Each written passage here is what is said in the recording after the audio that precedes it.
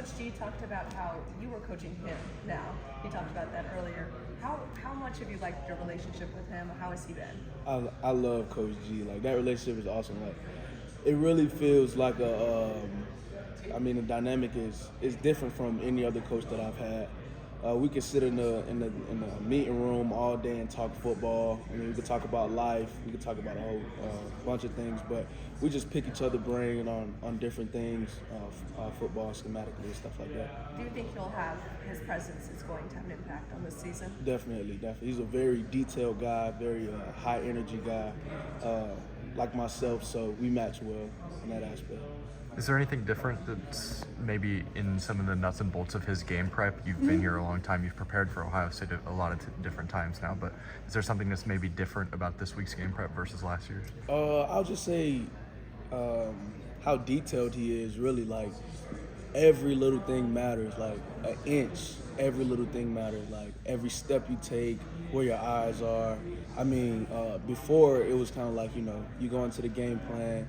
You study really hard, but at the end of the day, you're a football player. You just go play football. But now it's kind of like, you really have to be on point with every little thing if you want to be great in this defense. It's been basically announced that Ohio State's probably going to play 2 quarterbacks against you guys, and Coach Allen mentioned it. Devin Brown's thought to be one of the more athletic options, a little bit more of a runner. Right. As a guy playing in the secondary, that's obviously can cause some problems for you guys. We have to be focused on some of your guard or anything in that area, but then also to be aware that the QB might take off and run. Just how do you go about striking the balance of being aware of just the dual threat of that quarterback? Dual threat quarterback always brings different challenges to the defense, but I'm sure we'll have answers for it, and we'll just focus on ourselves and do what we can. Is that another thing where Coach G just has a ton of details on how to prepare for that? Yeah. I mean, he was over there last year too, so he's very familiar with the guys and their system. But like I said, we just pretty much focusing on ourselves, and we'll be ready. Kobe Miner's a guy who's come in, and a lot of people have talked about how he's kind of gone about and earned that respect. How have you seen him kind of go about his business and earn that respect from his peers? Kobe is a very hard worker, and I say one of the hardest working guys that I know, especially on this team. And he also brings that leadership aspect in the corner room. He's one of the older guys in the corner room. He's experienced. He's played. So I mean, it wasn't hard for him to earn that respect. How tough is it for a guy like that to come in? He's in a new place himself, to come in right away and step into a leadership role in a room that doesn't have a ton of veteran presence. I mean, I'm sure it was tough for him, but I mean, I don't really know. I guess I don't know. Yeah. What was your first impression of him? When you cool. got there? He really cool guy. Really, like I said, hard worker. Came in, put his head down, worked really hard. Vocal leader in that corner room. We're brothers now, so yeah.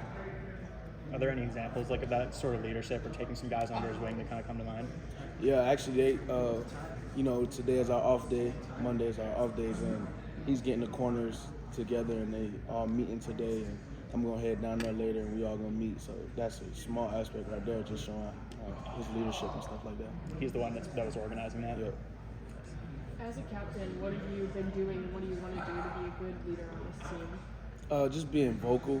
I feel like the other captains and stuff like that, they are guys that really, really lead by example. So I feel like my role as being a captain is just being vocal, always keeping the team positive, keeping us together when things are good and when things are bad, stuff like that. What's going to be your message before Ohio State? You got a little speech you got planned? No, I ain't got nothing planned right now. In the works? But yeah, definitely in the works. No, when you have 2 quarterbacks to prepare for, how does that change the mechanics of the game week preparation from a player point of view? Do you prepare for a scheme? Do you specifically prepare for those 2 guys? How does that work? I mean, you got to watch a lot more film. You got to focus in on not only the game plan for one guy, but the game plan for the second guy as well.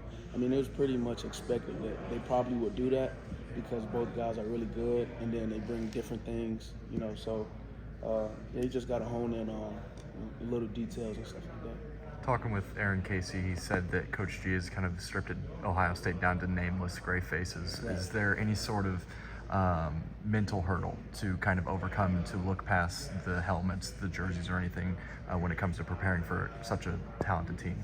For me, no, I wouldn't say that is a tough task to remove that name and remove the logo or whatever it is. I mean, we're playing football at the end of the day. They bleed like how we bleed. So. What do you say to some of the younger guys who may have a little more trouble with that? I mean, we've been in the predicament where we had the opportunity to go out there and win back in 2020. So just showing them and telling them like it's not impossible. Like we've been in the position before. So